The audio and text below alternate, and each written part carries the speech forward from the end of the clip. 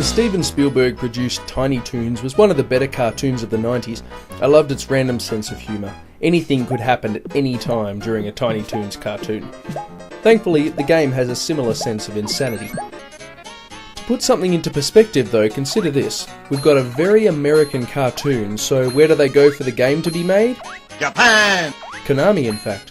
I can't see that happening nowadays. It's pretty sad, the state of the Japanese gaming market. The entire industry used to belong to them, now it's almost entirely American. Anyway, in the early 90s, Konami was at the top of their game, so that was where the companies went for a good license. The first thing I remember noticing about Tiny Toons on Super Nintendo is that the graphics are really good. One of the best looking 16-bit games out there. The artists at Konami perfectly captured the crazy characters and all of their expressions. They also managed to capture some of the manic energy of the TV show. Everything feels appropriately silly. Even at the end of the game, you find out that the whole thing was just the characters playing around.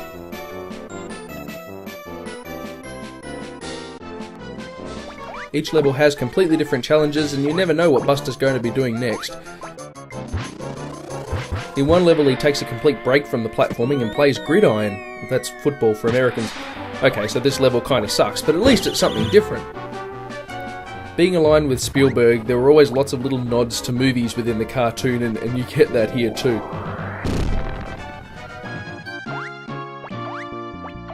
All in all, Buster Busts Loose is still one of the most enjoyable platformers on the Super Nintendo. Okay, so it's pretty darn short, but there's some occasional bits that pose a challenge, especially on hard mode. And I don't really care if a game's short when it's this much fun. All the more incentive to play it again. Tiny Toons definitely stands the test of time.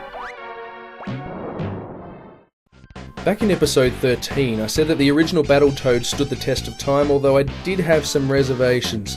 Here we have pretty much the only official sequel the franchise ever got, not counting the arcade or the Game Boy games.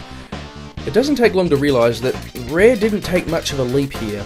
The graphics are certainly much nicer than they ever were on the NES, but the gameplay really doesn't seem to have changed at all. In fact, it practically follows the original game as a template. The first level's a beat-em-up on a rocky world. The second level sees the Toads descending in a tunnel, beating up snapping things coming off the wall. Then the third level... Oh no. Oh no, please Stamper Brothers, no. No! This level again? Excuse me, I'm just gonna go and weep in a corner. Yeah, I couldn't handle playing past this. I still have nightmares of this level in the original game. After a bit of reading, I discovered that Battlemaniacs only has 6 levels. 6! That's literally half of what the first game had. I know the graphics and sound are better, and there's occasional elements of fun in the gameplay, but this is a game half the size, without the warps, and still with the ridiculous difficulty intact. I couldn't possibly say this stands. I'll be nice and let it sit. Oh well, at least Rare's next game was a bit better than this one.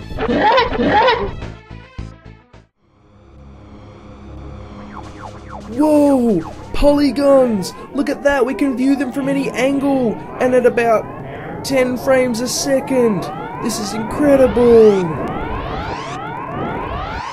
Okay, so maybe the wow factor of this game has diminished a bit over the years, but you must remember that in 1993, us sprite-loving gamers had never seen anything like this.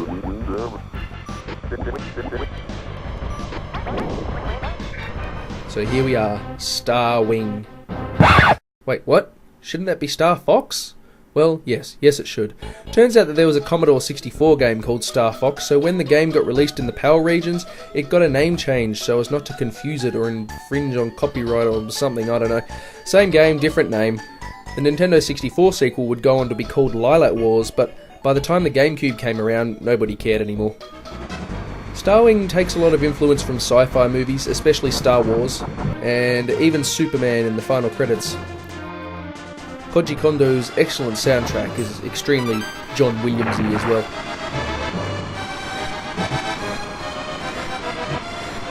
Even though this is a flying and shooting game, it's undeniably Nintendo production. That means it's got great memorable characters, lots of secrets, and a well-realised universe. Starwing takes place in the Lilac system, which, according to the manual, is somewhere near the middle of the Milky Way, like about here. A genius scientist called Andros went rogue and tried to take over the place, so the crack team of pilots called Star Fox get sent on a mission to bring him down. And to do that, though, they're going to have to travel all the way across their solar system. Their home planet, Corneria, was fourth from the Sun. Andross's base, Venom, was first, so they had some distance to cover. The layout of the Lilat system would change many times in future games, but here's what it looked like to begin with. The Star Fox team can choose one of 3 different paths to reach Venom. The middle path is the easiest, the top is medium, and the bottom is hard. There are ways to jump the tracks though. For example, if you manage to discover a way into the black hole, you can jump straight to another world. It's kind of like a warp zone. What this means is that beating Andross and finishing the game doesn't mean that it's finished at all. You've actually only played about a third. It's funny, I have distinct memories of the first time I played Starwing, and I found it unbelievably difficult. For starters, there was the fact that pressing up on the controller makes the R-Wing go down, and vice versa. That took a long time to get used to, but I wouldn't have it any other way now. Playing it 18 years later, I didn't find it that challenging anymore. I'd say 80% of the game was fairly achievable for an experienced gamer like myself, and there's a couple of instances, bosses in particular, where the difficulty ramps right up, and I began to curse Andross and his minions like in the good old days. But I think the difficulty level is actually pretty good. Achievable, but there's some real challenge for those who want it. When you reach Andross's final battle, oh, you really see the power of the FX chip there. This was absolutely epic the first time I saw it. It's amazing that Star Fox has only ever got one true sequel. The Rare game wasn't supposed to be a Star Fox game at all. The Namco one, let's just forget it exists, okay?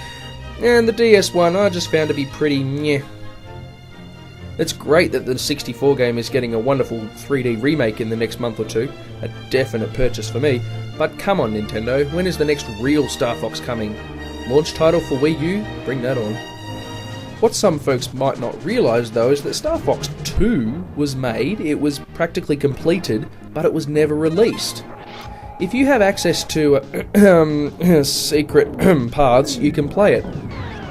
The Super FX graphics are much nicer than the first game, and the gameplay's very different.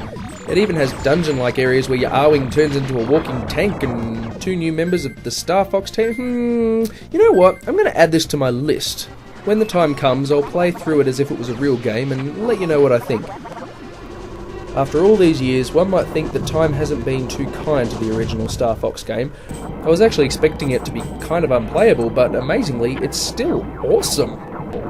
The only real complaint I have is the frame rate, which is bearable, but it's not ideal. Everything else is just ridiculous amounts of fun.